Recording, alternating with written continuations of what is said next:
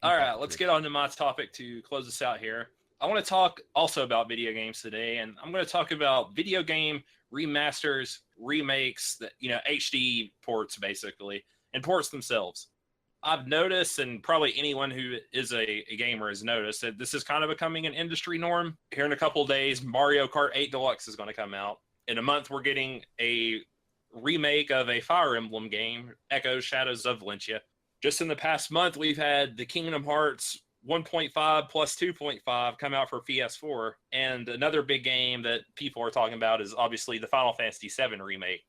I kind of want to get your guys' thoughts on remasters and ports. It's not like I wouldn't call it divisive. It's a very opinionated topic. People either like them or they don't.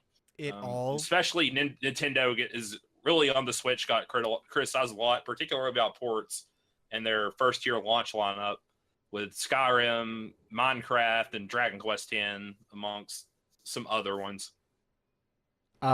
It all depends on what it is for me.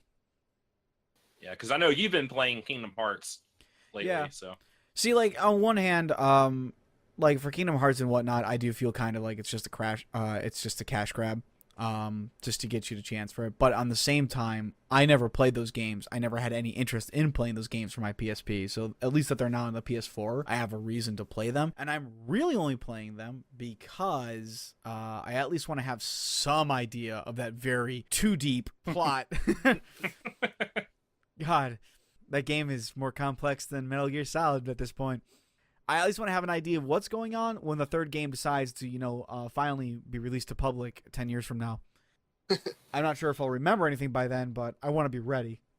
It won't matter if you do or if you don't. Pretty much. What do you guys think? Because we've talked about it kind of in chat before. Like, I think Mal asked one time, "How many copies of the same game do you own?" And I look over at my shelf. So what are your guys? All 5 of Final Fantasy, multiple times. I don't know how many I bought it really.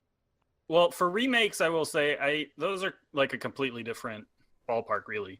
Like you usually got to treat them like a separate game. Like, I mean, L5R is being remade, right? It's just usually it's more from the ground up as opposed to just updating sprites. But with remasters, it depends. Like Meta says, it depends on what it is. I'm a big fan of the older games. It'd be great if we could get some early Japanese RPGs. The more the better, because those are hard to find. Yeah, there was rumors from the people were saying coming out of Square that we were going to get a 30th anniversary collection for Final Fantasy, where it was going to be PS4 Final Fantasy 1 through 9 on one disc. Oh wow, that would have been so awesome. I would have bought the shit out of that.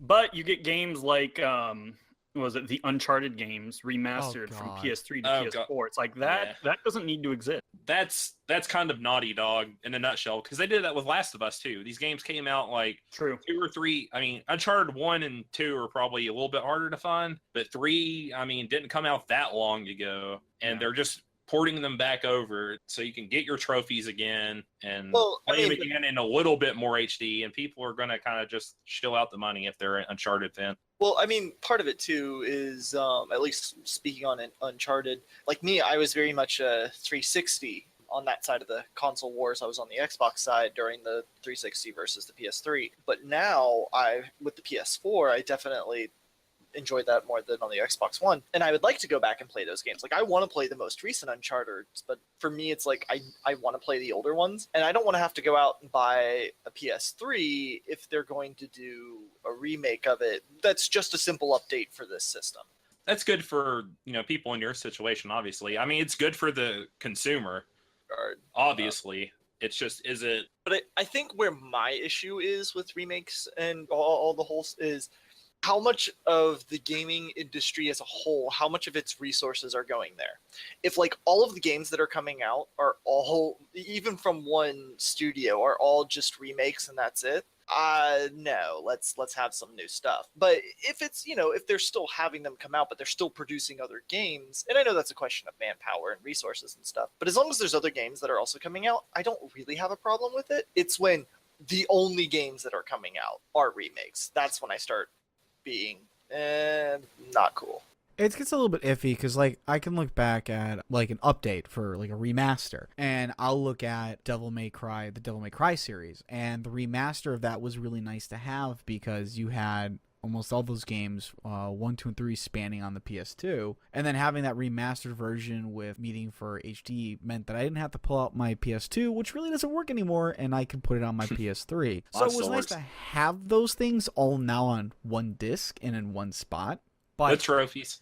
Yeah, with trophies, which I mean, for people that care about that. For people who care about that. But then, so I mean, like, that can be, I think, like, when it really comes down to it is if you're remastering something, it's nice to remaster it when enough time has gone by that it's more of an attempt to just give an opportunity for other people who heard about it that wanted to play it, and they've updated some things along with it. I mean, if you just update the graphics, I think it's a really poor excuse for a remaster, but if you're updating the graphics, changing some stuff, helping to kind of make it a little better of an experience while bringing it for an opportunity for other people who normally couldn't try it to now try it, that's fine. But yeah. And they, like, I mean, I have Final Fantasy X 10-2 collection, so I mean, yeah, I mean, there's that. I buy these games. But it really, these are more of a symptom of the gaming industry. Yeah. Because going with a known IP is just a way easier thing to do. It's like, safe, no one wants yeah. to take risks with new IP. So, you know, spend a little bit of time to make a lot of money on a remaster. Yeah, let's go for it.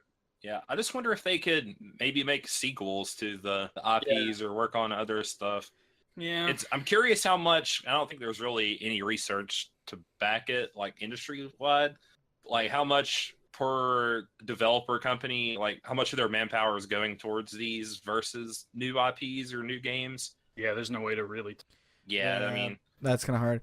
It's just an interesting thought. It's kind of actually, it's interesting that you make mention of the fact that, like, it's just safer, because it kind of reminds me of the player theory, where if eventually players will always choose the easiest route to achieve victory, because there's no difference between achieving victory one way or the other. So if you have the best route to take it. It seems like companies... It's not a very honorable statement, Meta. It's not. No. But companies are kind of doing that same process, that kind of same, you know, idea, where, as Miles stated, it's sometimes just easier to just remaster something and make money off of that as opposed to investing in something new, because it is the least amount of input for the most amount of output. Oh, for sure. I totally understand it as a business decision. I understand completely why the publishers and developers are doing it. I just don't like it. There are pros, though, and I wrote down 3. One we kind of touched on. It's great for trophy achievement hunters and nostalgia addicts like myself. Like I said, I don't buy like a lot of these, but I do have some. It makes things more affordable. Like, for instance, in the Uncharted collection, you at least get all 3 of the games for probably the price of one new game. So there's a lot of bang for your buck. Or the Kingdom Hearts remasters in that regard. Yeah, you get almost all the games from Kingdom Hearts except Dream Drop Distance. Yeah. Yep. And the 2.8 Fragile whatever Digger. Although that one's coming out.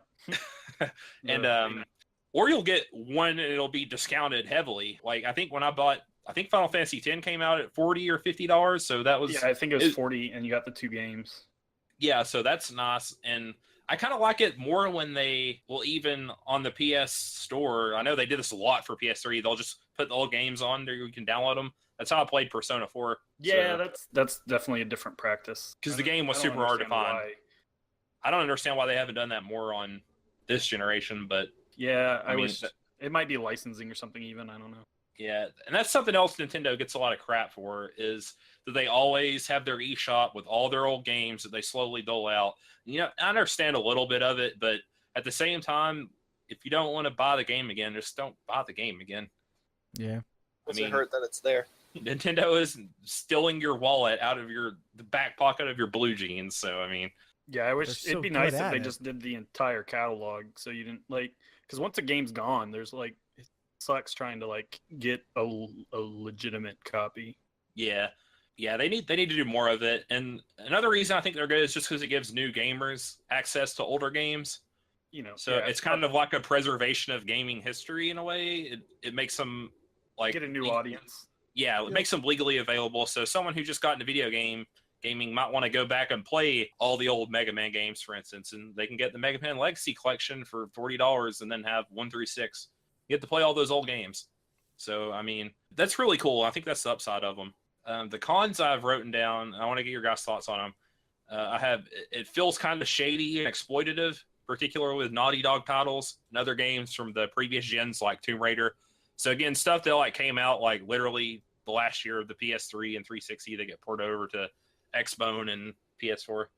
I like I said, like I think it really just does depend. Like when you're talking about a remaster or a remake, it's always going to depend. For a remake, is it going to depend on the fact is like, does it really need a remake? Does it really need to have a new vision on it? Were you really done with the original series? Because your fan base says otherwise. And then for remasters, it's like this came out, not that long ago. You're not even done with the series. Why are you remastering this? You're not even.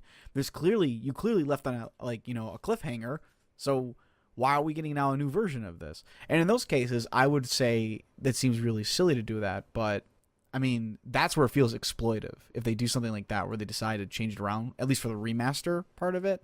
For remake, it doesn't make any sense. But if it's coming out years after Trilogy's over, I mean, like, to give an example of the good side of it, like Halo Collection, when they finally did, like, a remastering where they, like, released it out and whatnot, that was years after those games came out. So, yeah, it's nice. I mean, even Kingdom Hearts 1 and 2 have been out.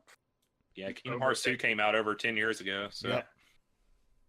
I mean, I understand it with those games. It's literally just basically the Naughty Dog stuff. And and stuff like Tomb Raider and all that. In that case, I totally agree, and I think it's like, what a waste of time and manpower. Yeah. And because, I mean, Naughty Dog could be doing... They're even doing the Crash... Are they publishing the Crash Bandicoot remaster? Or did they sell that... Or they'll give someone else the publishing rights? I don't know if they sold off the IP or not. I totally forgot that was Naughty Dog. I want to say that they're the ones that are doing it. I honestly do, but I don't have any hard... Yeah. Because, I mean, I'd love to see them pull off of these remasters a little bit, and I would have loved to have gotten a new Jak or... I mean, we got a new Ratchet and Clank game, but still. Oh, yeah. Like Jak and Well, Daxter. actually, that was man, that would be so good. The Ratchet and Clank was just a total redoing of the first one. But it was... Reboot. It was almost... I mean... I don't know exactly where it'd fall into because it was a little bit more than a remaster, but it wasn't quite a reboot or a remake. It was somewhere kind of in between. Well, I mean, a remake is if they have to rewrite the code. Well, right. I'm sorry. I'm talking about from a story perspective. Do you guys also think it maybe like for smaller developers? Do you think that they have to maybe rely on the one big game and keep getting new stuff out? I'm talking about like for Shovel Knight, which is a game I love. They've had so many ports and go on, Mal. Yeah, I was gonna say the ports and stuff I think are to just keep them going because they're still fulfilling Kickstarter goals.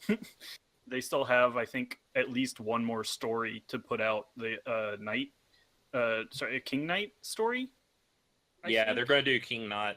Yeah, these are all still Kickstarter goals that they committed to doing when the Kickstarter ran however many years ago. So the ports just help them keep funding that because they're not moving on to a new game. Perhaps they should, but they feel like they want to actually fulfill all their kicks. Because I've bought Shovel Knight 3 times. I own it on my 3DS, I own it on my Switch, and I own it on my PC. You're part of the problem. You see this? That's what I'm saying. I want to come at it from both angles here, like a properly trained journalist. You feed the beast, but you also complain about the beast. Now you're just making me sound like you're run-of-the-mill gamer. Which I am, admittedly. Don't admit it. Don't admit it. You can't do that. Credibility will be going down. So yeah, it sounds like we're all kind of iffy on them. We like certain ones, but we are savvy enough to point out like the... Yeah, we all have our own criteria. I mean, like I said, it all depends.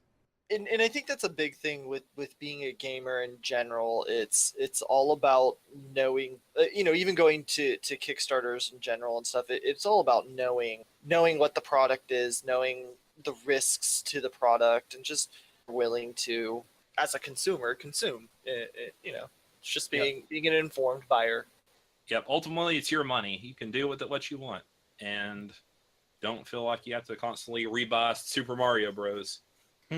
Yeah, you don't have to. So I will buy Final Fantasy X anytime. Dude, I will. Anytime they put a new Final Fantasy thing out, other than those crappy phone ports, you'll have it for me. Yeah.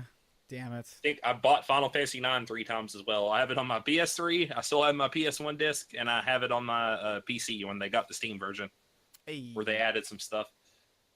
It's one of my favorite games of all time. So yeah, part of the problem. Yep.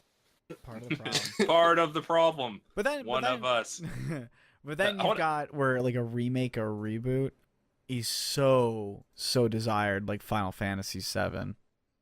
That's one you just knew was coming eventually. I still remember watching the release of that, so the reveal on that. Yeah. God, I watched. People lost their shit. Oh, fucking! There were interviewers who were jumping on tables and crap when they saw this happening and going on. They were freaking out. I don't think nobody was reporting anymore. Everyone was just like, "Oh my god, it's happening." Though, who knows when it'll come out? I was watching a Twitch stream when it happened, and the guy was a big Final Fantasy VII fan. He started losing his mind. Oh yeah. So. There was a I can't remember what company it was, but there was like 3 guys in a room, and they were just all watching as revealing, and it was just going on. They were all freaking out. They weren't even like talking about what was happening. They were just watching like, no, this can't happen. John, this can't happen, can it? John, it was like that. They heard those 3 little notes. That's what happened to me. It went boo doo doo. I know. Break the glass. What's happening? Doo doo down down down down down. Yep. It just once it's you the train song. Oh, that was it. I remember watching that and freaking out as well. So, quick question I want to leave the podcast off on.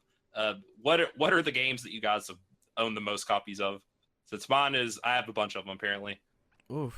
Final Fantasy X. How many copies do you own now? 5. Holy shit. Every one. And then PS2 twice. Do you have the PS2 classic ones or whatever? I don't. Well, these are the ones I bought. I only have one of the PS2. That's why I had to rebuy it. So yeah, PS2, PC, PS3, PS4, and the Vita one? Am I missing one? I bought PS2 twice. Oh, okay, that's it. You don't own the Vita one? No. I'm assuming. Okay. I didn't know it was on the Vita. Yeah, it is. That's a hard question to answer. I mean, technically, I guess it would either be Castlevania Symphony of the Night or Devil May Cry, but the only reason I have more than one copy is because a buddy got me the PSP version of the game, which actually wasn't even Castlevania Symphony of the Night. It was, I think, Rondo of Blood or whatever it's called for the PSP, and you just unlocked Castlevania Symphony of the Night with it. And then the other one would just happen to be the HD remakes of the original Devil May Cry games. So, but I don't think I have any copy of a game of more than one. I have 2 copies of Demon Souls. I don't know how. I do not know where the other one came from. I bought Dark Souls 3, Dark Souls 1 3 times. I don't know that I've ever bought a game twice. Yeah, so there's so many like old RPGs I like tripped away, then had. Oh no, I think for me it would have to be Soul Calibur 5. Oh yeah. Well, if only because I had to replace the disc because I had left it in my Xbox, and then we went to a friend's house to play Soul Calibur 5, and I just left it in the Xbox, and he lived out in the woods. We had to go down like a dirt road and everything, and so the Xbox was jostling. I mean, it was this was later, I mean, you were there. I think you actually were in the car with me when this happened, because we got there and we plug it in and we're all good to go. And we're like, why is this game not working? We were playing this right before we left, and we eject the disc and it was just scratched to hell. And then so like a few weeks later, I went out and bought a second copy. I think that's the only time I ever owned 2 copies of the same game. I kid you not, Tets. I have the same like story as you. Not the way they got damaged though. I didn't blow it up via car ride. But well, it explode or anything. I mean, I had to go to I was very big into Soul Calibur 5 when it came out. I was playing pretty heavily with that game, and there was a point where I stopped just playing and went on for a while. I wanted to play it all of a sudden. I just had the urge. I had that itch. I had to go back, get my fighting game on, and I couldn't find a copy of the game at all. So I ended up buying a new version of it, and that's when it decided to reappear again, lo and behold. Oh. But I was only getting a second copy because I just couldn't find the first one. So there you have it. Tats and I are the same. We're both just like, one coffee.